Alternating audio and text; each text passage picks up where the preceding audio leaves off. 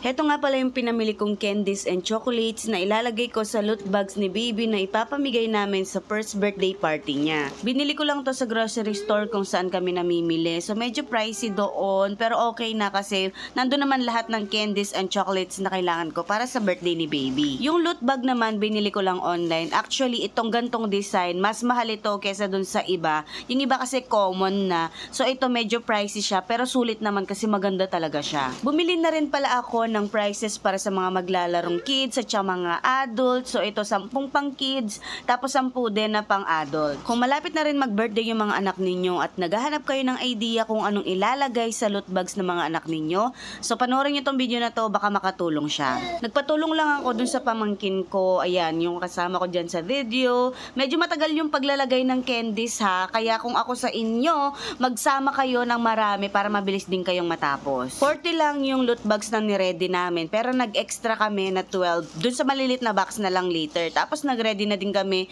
yung mga papremyo kapag maglalaro na yung mga adults at saka yung mga kids. Nakakaloka kasi bumili ako ng chewy kaso nga lang ang problema, ay, ang daming walang laman, bakit naman ganon? Safari nga pala yung team ng birthday party ni baby kaya kung makikita ninyo yung loot bags ng design kanina ay pang safari din. Medyo nag-over budget ako dito sa laman ng loot bags ni baby kasi ang budget ko sana 1,000 lang pero hindi pala kaya. After almost 2 hours, natapos din kami. Ito nga pala yung laman ng loot bags ni baby. Kala ko marami na siya kasi nung nasa cart siya, mukhang madami. Pero nung nilagay na namin sa loot bags, konti lang pala siya. Actually, sabi ng iba, marami na daw yon para sa loot bags. Pero mas gusto ko kasi mas marami para mag-enjoy talaga yung mga bata. Ito, 10 ito para sa mga adults na maglalaro. Pero 5 lang yung binigyan nila. And then, itong box na ito, napaka-cute. Ilalagay ko na lang din yung link. So, pasobra lang namin ito, 12 pieces naman.